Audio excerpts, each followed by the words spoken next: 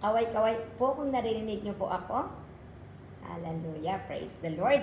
So, sa umagang ito mga kapatid ay tayo po ay magpatuloy na mag-aral sa kanyang salita at tayo po ay nagagalak dahil nabigyan tayo ng pagkakataon na makinig at malaman ang katotohanan sa salita ng Panginoon. Amen?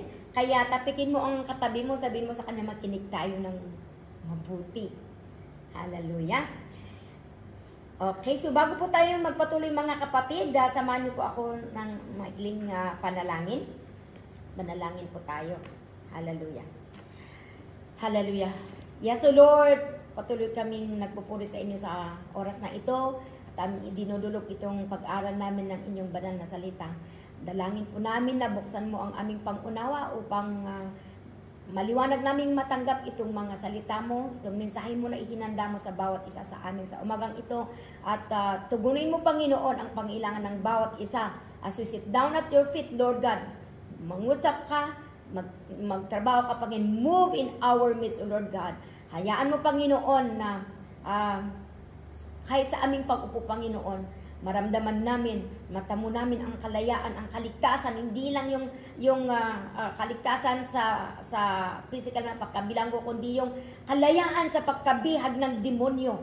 Lord, dalangin namin, Panginoon, na hayaan mo ng bawat isa sa amin, Panginoon, ay that may we indeed feel your presence in our midst this very moment. Thank you, Holy Spirit, na ikaw ang guro namin sa umagang ito. In Jesus' name. Amen and amen. Okay, so magpatuloy po tayong mga kapatid at ang atin pong pag-aaralan sa umagang ito ay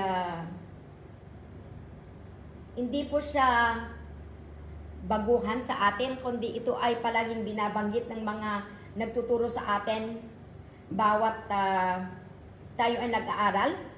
At ito po din ay panawagan ng ating Panginoong Hesus sa bawat isa sa atin. Ito ay ang ating topic ko sa umagang ito, panawagan ng pagiging matatag sa ating pananampalataya. A call to persevere in our faith. So lahat po tayo ay tumanggap sa ating Panginoong Hesus. Lahat po tayo ay may pananampalataya sa Panginoon. Pero hindi lamang po sapat na tinanggap natin siya, hindi po sapat na nakakilala tayo sa Kanya, kailangan pong may gagawin tayo, kailangan pong may dapat nating ipakita na proof din na tayo ay totoo sa ating pananampalataya. Kasi po kahit po namatay si Jesus sa cross para sa ating kapatawaran, kung hindi rin po tayo magpakatatag, no? Kahit na ibinigay na, nagkaroon na tayo ng pananampalataya, nagkaroon na tayo ng relasyon sa Panginoon, pero kung hindi rin natin ipaglaban, kung hindi rin tayo magpakatatag, hindi rin tayo maliligtas. Di po ba? Ipinaglaban tayo ng Panginoon, kaya nga po namatay siya doon sa cross, no? Kaya ipaglaban din natin, in return tayo din na kanyang ipinaglaban. Kailangan din ipaglaban natin ang ating relasyon sa Kanya. Hindi lang siya ang nakikipaglaban para sa atin. Ipaglaban din natin ang ating relasyon. Magpakatatag tayo. O siya, nagpakatatag siya. Kahit na marami siyang kahit na pinahirapan siya dito, nung siya pumunta dito, ipinaglaban niya hanggang sa cross. Sa katunayan niya, nung siya nakapako sa cross, nung siya ay ipinako, ang panalangin niya, ang first na prayer niya, di ba? May 7 prayer siya doon nung siya ay nakapako sa cross. Sa mga huling sandali niya dito sa mundo, ang prayer niya, sabi niya, patawarin niyo sila dahil hindi nila alam ang kanilang ginagawa. Imagine, pati yung nagpako sa Kanya, ipinanalangin ng Panginoon, ipinaglaban niya ang bawat isa sa atin.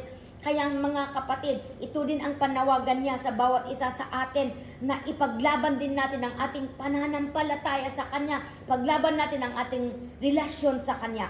Kaya po basahin natin sa Hebrew chapter 10 verse 23. Magsimula po tayo sa Hebrews chapter 10 verse 23. Ito po ang kanyang sabi, magpakatatag tayo sa pag-asa natin at huwag tayong mag-alinlangan dahil tapat ang Diyos na nangako sa atin. So, very clear po ang sabi ng Panginoon dito na kailangan nating magpakatatag. no? Kailangan nating magpakatatag sa ating pananampalataya. Magpakatatag tayo sa ating pag-asa. Nagsasama po yung pag-asa at pananampalataya, mga kapatid. Kaya po, mga kapatid, ito po ang panawagan ng Panginoon sa bawat isa sa atin. Yung pag-asa na tinanggap natin, panghawakan natin niya. Huwag tayong mag-alinlangan. Sabihin mo sa katabi mo, huwag kang mag-alinlangan, kapatid. Yan ang ibig sabihin ng magpakatatag sa pag-asa. Huwag tayong mag-alinlangan. Siguraduhin natin yung pananampalataya natin sa Panginoon, hindi tayo nagdududa. Kasi kung nagdududa tayo, nag-aalinlangan tayo, hindi tayo sigurado. At kung hindi tayo sigurado, walang kasiguraduhan ng kaligtasan. Iyan naman ang gustong-gusto ng demonyo na nag-aalinlangan tayo. Kaya sabihin mo sa katabi mo, huwag tayong mag-alinlangan, no? Dahil, bakit sabi niya, bakit hindi tayo dapat nag-aalinlangan? Sabi niya, dahil tapat ang Diyos na nangako sa atin. Ang tao, pwedeng mapako ang kanyang pangako, pero ang Panginoon, nung nangako siya, tinupad niya. Hindi lang na sinabi na mahal niya tayo, pumunta siya dito sa lupa, nakirap siya, namatay siya para sa atin, nabuhay siya muli. Iyan ang proof na ang Diyos ay hindi niya tayo linuloko. Siya po ay tapat. Nung nangako siya, hindi lang siya namatay, nabuhay siya muli. Marami ang nagsasabing sila ay Diyos. No? Pero isa lang ang nabuhay nung namatay. Lahat ng nagsasabi na, ako ang Diyos. Namatay sila pero hindi sila nabuhay. Iisa lamang po ang nabuhay muli. Ang ating Panginoong Jesus. Na siya po ang ipinadala ng Ama dito para, sabi niya, kung nakita niyo ang anak, nakita niyo din ako. Kaya huwag tayong dapat nag-aanilangan dahil buhay na buhay ang Diyos na ating sinasamba. Amen? Buhay na buhay ang Diyos na ating tinanggap. Sa katunayan nga po, di ba, na-prove natin, nung tinanggap natin ang Panginoon sa ating puso, hindi na tayo yung dati. Di ba? May naramdaman ba tayo na pagbabago sa ating buhay nung tinanggap mo ang Panginoong Hesus sa inyong puso? May naramdaman ka, may nangyayari na nga sa aking buhay na hindi ko maintindihan. Bakit masaya ako? Bakit panatag ako? Kahit na nandito ako sa loob. Kahit hindi ko pa nakikita yung kalayaan. Pero bakit hindi na ako nag-aalinlangan? Yan po ang pruweba na ang Diyos na tinanggap natin sa puso natin ay buhay. So sabi niya, dapat hindi tayo nag-aanilangan. Dapat magpakatatag tayo sa ating pag-asa. Ituloy natin sa verse 24. Sabi po niya sa verse 24, at sikapin. Pangalawa na dapat natin gawin, hindi lang nagpakatatag. Sabi niya, sikapin nating mahikayat ang isa't isa sa pagmamahalan at sa paggawa ng kabutihan. Okay, so isa itong paraan ng pagpapakita na tayo ay matatag sa ating pananampalataya, sa nagpapakatatag sa pag-asa at sa ating pananampalataya na kahit hindi natin nakita ang Diyos, pero nararamdaman natin ang kanyang pagmamahal. So sabi niya, sikapin nating mahikayat ang isa't isa sa pagmamahalan. Magiging positibo tayo. Kung may nakita ka na, nakita mo yung kapatid mo na parang nag-aalilangan siya, balisa siya, parang yung sinasabi niya, parang nararamdaman mo nag-aalinlangan siya, magpakatatag ka, hikayatin mo siya ng pagmamahalan. Okay lang yan, kapatid. Yan ang isang ebidensya na matatag tayo sa pag-asa. Hindi tayo bumibigay sa negative, positive pa rin tayo. Ipakita natin yung pagmamahalan, no? Iparamdam natin yung pagmamahalan at sa paggawa ng kabutihan. Kung buhay ang pag-asa mo, kung naniniwala ka na may Diyos, dapat gumawa pa rin tayo ng mabuti. Sa kabila ng mga hindi mabuti na nangyari sa ating paligid, gumawa pa rin tayo ng mabuti, mga kapatid. Dahil ang Diyos na nasa inyo ay mabuti. Kasi ang ebidensya ng totoong pananampalataya sa Diyos, paggawa ng mabuti. Hindi po tayo gumagawa ng mabuti para tayo ay maligtas. Kundi gumagawa tayo ng mabuti dahil yan po ay ebidensya na tayo po ay may pananampalataya sa Diyos. Na tayo po ay binabago ng Panginoon. Kaya kung totoong may pananampalataya tayo sa Diyos, kahit na may mga hindi magandang nangyari sa ating paligid o sa ating buhay, hikayatin natin, maging positive tayo, encourage one another. Amen? Gumawa pa rin tayo ng mabuti. Yan po ay isang pagpapakita na tayo ay matatag.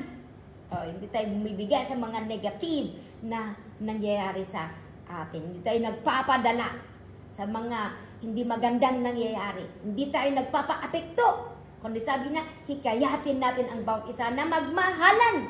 Amen? At gumawa pa rin ng mabuti. Alam nyo kung ginagawa mo yan? Ang demonyo, kahit nakikita niya na kahit anong ginagawa niya ay gumagawa ka pa rin ng mabuti. Minamahal mo pa rin yung ibang tao at mahal mo din ang Diyos. Mahal mo ang sarili mo na ibig sabihin na rinirespeto mo ba? Ang demonyo ay aalis siya kasi kahit anong gagawin niya, positive ka pa rin. Nagiging matatag ka sa pananampalataya mo, kaya iiwanan na niya. Iiwanan ka niya. Di ba? Hindi niya matalo kung nakita niyang nagiging matatag tayo. Walang magawa ang demonyo kahit nandyan na nang gigigil. Hindi ka niya masagi. Kasi, hindi niya kaya yung presensya ng Panginoon na nasa inyo. So, hikayatin natin, piliin natin magmahalan. Hallelujah. Kasi kung pinipili natin magmahalan, magiging mabuti, walang puwang ang demonyo. Pangatlo, verse 25. Patuloy tayo sa verse 25. Okay. Sabi po niya sa verse 25, huwag nating pababayaan ang pagtitipon natin gaya ng nakaugalian na ng ilan. Sa halip, palakasin natin ang loob ng bawat isa, lalo na ngayong nalalapit na ang huling araw. So, huwag nating pababayaan itong pagtitipon. Nagpapasalamat tayo na sa talino na ibinigay ng Panginoon sa tao. Isa itong paraan na kahit nandiyan kayo sa loob na parang wala kayong cellphone, pero gumawa ang Panginoon paraan para maabot kayo, para makaparinig kayo, para makadalo kayo sa pagtitipon. Kaya huwag nating nilalang huwag nating pababayaan, Huwag nating sayangin itong pagkakataon na ibinigay ng Panginoon sa atin na makadalo sa pagtitipon. Hindi lang ito kinaugalyan na parang nasanay na tayo or na-miss natin ang bawat isa. Hindi po. Ito po ay pagtitipon na kasama ang Panginoon. Special na pagtitipon ito dahil nagtitipon-tipon tayo para sa Panginoon. Amen? Kaya huwag nating pababayaan. Kasi sa pamamagitan nito, sa pamamagitan nato, pinapalakas natin ang loob ng bawat isa. Lalong-lalo ngayong nalalapit na ang huling araw. Ang huling araw ang pagdating ng Panginoon. Diba? Kaya, palagi natin ipanalangin na malakas sana ang signal. Okay? Para walang hadlang na tayo ay hindi makadalo sa pagtitipon. Para patuloy natin palakasin ang loob ng bawat isa at walang maiiwan, walang mawawalan ng pag-asa, kundi lahat tayo ay magiging matatag. Magiging malakas ang ating pananampalataya kung patuloy tayong dumadalo sa pagtitipon. Yan po ang purpose ng pagtitipon na ito. Ilan po sa atin dito ang naniniwala na ang talagang inaamin na napapalakas ang ating loob, ang ating pananampalataya kapag dumadalo tayo sa pagtitipon? Amen. Diba? So, magpalakasan tayo sa pamamagitan ng pagdalo ng pagtitipon. Yan ay isang ebidensya na tayo ay matatag sa pananampalataya.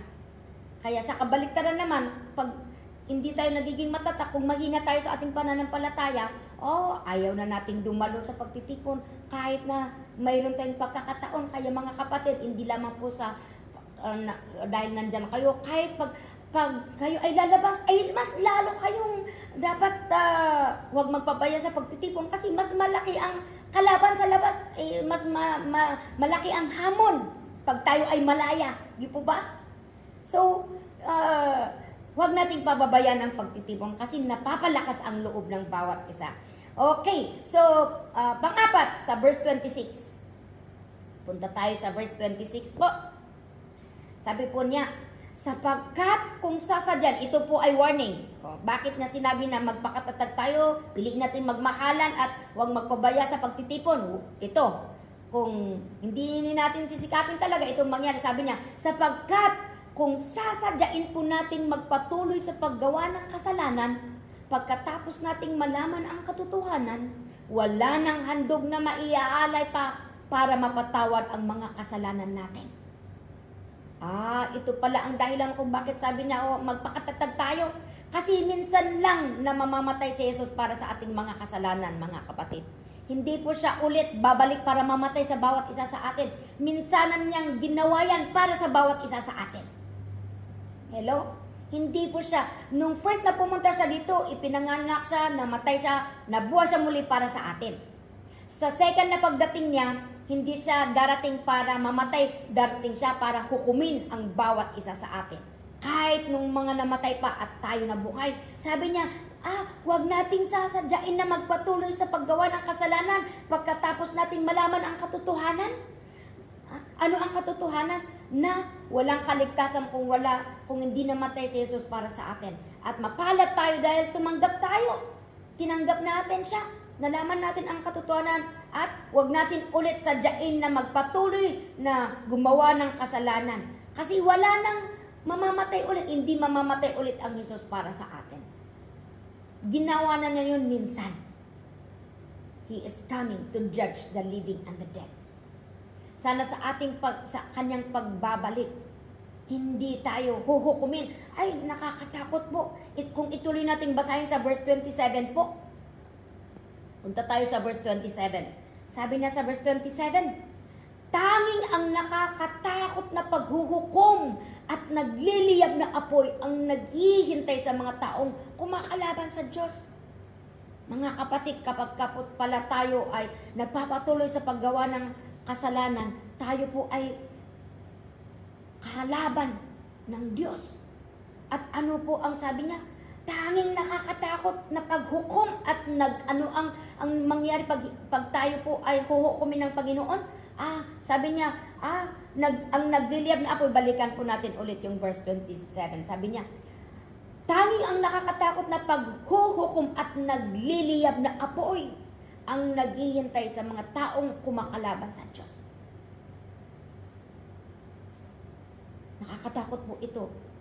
Kahit gaano ang hirap natin dito sa mundo, mga kapatid, mas mahirap doon sa impyerno kasi sabi niya, nagliliyab na apoy na hindi namamatay.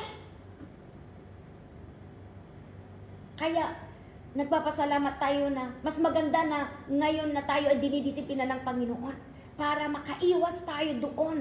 Ito ang gusto niya kung bakit niya minsan pinapalo tayo ng Panginoon. Para maiiwas niya tayo doon sa pagkahukom at sa nagliliyab na apoy na hindi mamamatay. Kaya mga kapatid, tigilan na natin. Huwag na tayo magpatuloy sa paggawa ng kasalanan. Pwede natin sabihin, hindi ko kaya, sister. Talagang hindi natin kaya. Pero kung isurrender natin ang ating buhay sa Panginoon, Papo, at tayo magsisisi sa ating mga kasalanan, pupuspusin po tayo ng kanyang kapangyarihan para kaya nating sumunod sa kanyang utos at kaya nating labanan ang kasalanan at ang tukso. Kung wala po ang presensya ng Panginoon sa ating buhay, wala tayong konsensya. Wala tayong takot sa Diyos. Pero kung tayo po ay mapuspos ng banal na Espiritu, bibigyan na tayo ng kapangyarihan para malabanan natin ang tukso, malabanan natin ang kasalanan. So, kagaya ng, alam niyo ang mga nangyari doon sa nung kapanahunan ni Moses, basahin natin sa verse 28. Sa verse 28 po, sabi niya, ipinapapatay noon ng walang awa ang lumalabag sa kautusan ni Moses. Nung time ni Moses, kapag napatunayan ng 2 o 3 saksi ang paglalabag ng isang tao, ipapapatay ka agad. No? Hindi siya nabibigyan ng tsansa kung may witness lang na 2 o 3. An eye for an eye and a tooth for a tooth. Walang habag, walang second chance, ipapapatay sa harapan ng maraming tao. Kaya nga pumapalat tayo mga kapatid kasi si Jesus na, imbis na tayo ang mamatay, ginawa na ni Jesus, binigyan na tayo ng tsansa na magsisi. Kaya nga po, huwag tayo mag-suicide kasi kung mag-suicide ka dahil sa mga problema, sayang yung oportunidad na ibinibigay ng Panginoon na ikaw ay magsisi sa inyong kasalanan. Hindi po suicide ang solusyon ng lahat. Akala natin masolusyon ang lahat. Hindi, yung kaluluwa mo itatapon sa naglilib na apoy kasi hindi tayo humingi ng kapatawaran. Hindi tayo nagsisi. So, mga kapatid, sabi niya dito, wow, kung sa time ni Moses walang awa, talagang seryoso yun. Ngayon, na tayo ay nabigyan ng pagkakataon, sabi niya dito, huwag na nating palagpasin, mga kapatid. Ituloy nating basahin sa verse 29. Hallelujah. Sa verse 29 po tayo. Okay. Sabi niya, gaano pa kaya kung nung time ni Moses ay ayun, pinapapatay. Dito sabi na sa 29, gaano pa kaya kabigat ang parusang tatanggapin ng taong lumalapastangan sa anak ng Diyos? Linalapastangan natin ang anak ng Diyos kung tayo ang nagpatuloy na nagkakasala. Sabi niya, at nagpawalang halaga sa dugo. Kung linalapastangan natin ang anak ng Diyos, minawalang halaga natin yung dugo na nagpatibay sa kasunduan ng Diyos at naglinis sa mga kasalanan niya. Talagang mas mabigat ang parusa sa mga taong ito na humahamak sa maawaing banal na espiritu. Sabi niya, ituloy natin sa verse 30. Sapagkat kilala natin ang Diyos na nagsabi, ako ang maghihiganti, ako ang magpaparusa, at mayroon ding nakasulat na ganito, hahatulan ng Panginoon ang mga taong sakop niya. So mga kapatid, very clear po dito sa verse 29 at verse 30. Sabi po dito, gaano pa kaya kung sa time ni Moses ay talagang walang hindi sila nagluloko, talagang papatayin nila. Gaano pa kaya kabigat ang parusang tatanggapin ng mga lumalapastangan sa anak ng Diyos? Ang dealings ng Panginoon, iba ang dealing niya. Sabi niya, mas mabigat ang parusa sa mga nakakilala, may kaalaman sa salita ng Diyos at tuluyang linalapastangan ang dugo. Alam niyo, tinubos tayo. Ang kabayaran ng ating kasalanan ay dugo ng Panginoong Jesus. At kung hindi natin yan bibigyan ng halaga, pagkatapos nating nalaman, pagkatapos nating binasa sa kanyang salita, at patuloy nating linalapastangan, patuloy tayong gumagawa ng kasalanan, sabi niya, hahatulan tayo, mas mabigat ang ating parusa. Dahil hinahamak natin ang kanyang presensya. Alam niyo, kung para makatulong ito para ihinto natin or tigilan natin ang paggawa ng kasalanan.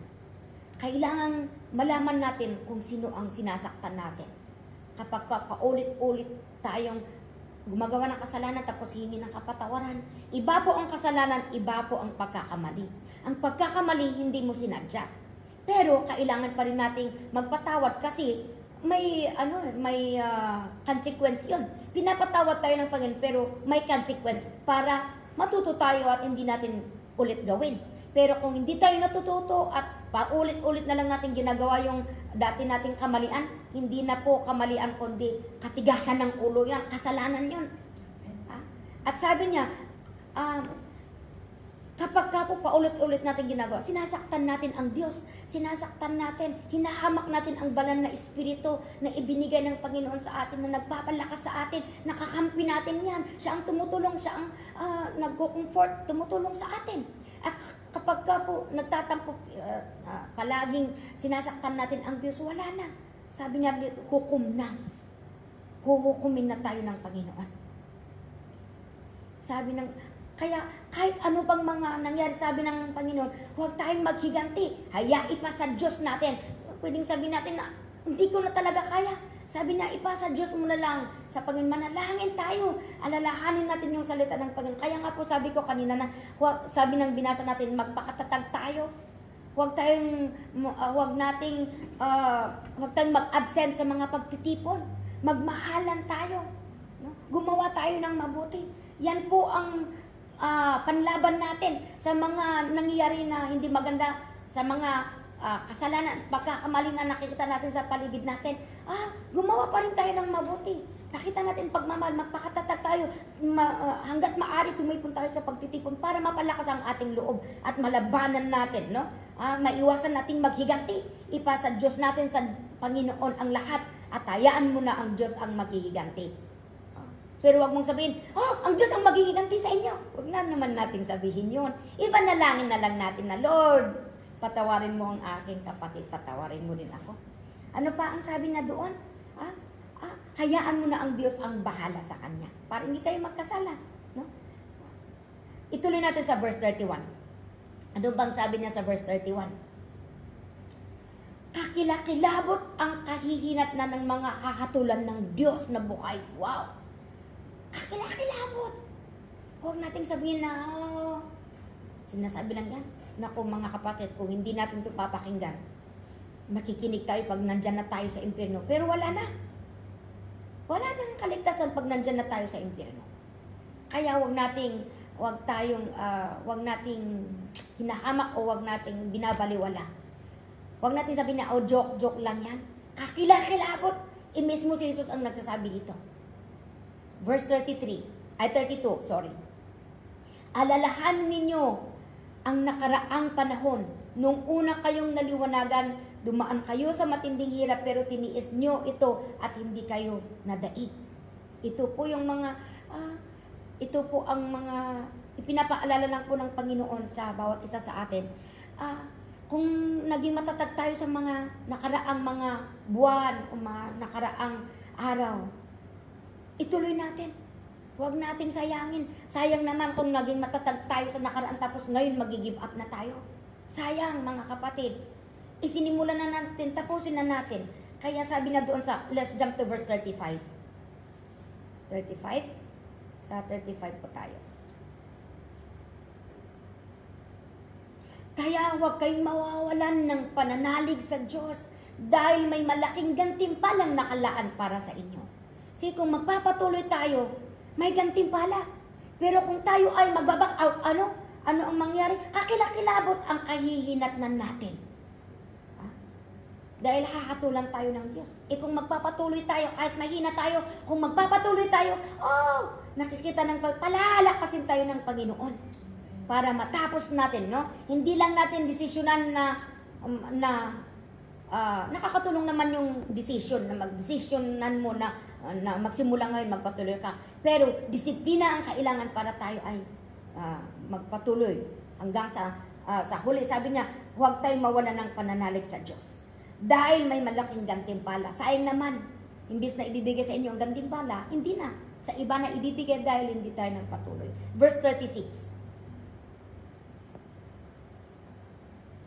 Kailangan ninyong magtiis para masunod nyo ang kalooban ng Diyos at matanggap nyo ang ipinangako niya. So, kailangan nating magtiis. Huwag tayong agad-agad sumuko na, ang hirap naman, ganito, trinay ko naman. Naku, sige, tuloy-tuloy. Try until we finish the race. Until tayo mag-succeed. Amen? Kailangan nating magtiis para masunod natin ang kalooban ng Diyos. Kung sa cellphone natin, minsan dahil gusto natin talagang gamitin ang cellphone natin, kahit na hindi natin makuha kaagad ang kung paano gamitin, nagtsatsaga tayo dahil gusto natin talagang magamit ang cellphone natin. Ilalong-lalo ang pananampalataya. Diba? Kung mahal mo ang Panginoon, talagang ipaglaban din natin, no? Sabi na doon, kailangan nating magtiis. Tapikin mo ulit ang katabi mo, magtiis ka, kapatid. Para masunod natin ang kalooban ng Diyos at matanggap natin ang ipinangako niya. Requirement ang magtiis. Kung hindi ka magtitiis, kapatid, hindi mo matatanggap ang ipinangako ng Diyos. Okay, ano po ang pangako niya? Verse 37, ituloy natin sa verse 37. Sapagkat sinabi sa kasulatan, sandaling panahon na lang at darating na siya. Hindi na siya magtatagal. Yan ang pinakahihintay natin. Kaya pagtiisan natin itong mga pagsubok natin kasi sandali na lang ang panahon na, at darating na ang ating Panginoon, hindi na magtatagal. Verse 38. At mabubuhay ang taong itinuring kong matuwid dahil sa pananampalataya niya. See, kung magpapatuloy tayo, magiging matuwid tayo sa harapan niya. Habang nagpapatuloy ka na sumunod sa Diyos, inaayos na ang buhay mo para maging matuwid ka. Sa pamamagitan ng naniniwala ka sa salita niya at isinasagawa mo, pagdating ng Panginoon, magiging matuwid ka. Sabi niya, ngunit kung tumalikod siya sa akin, hindi ko na siya kalulugdan.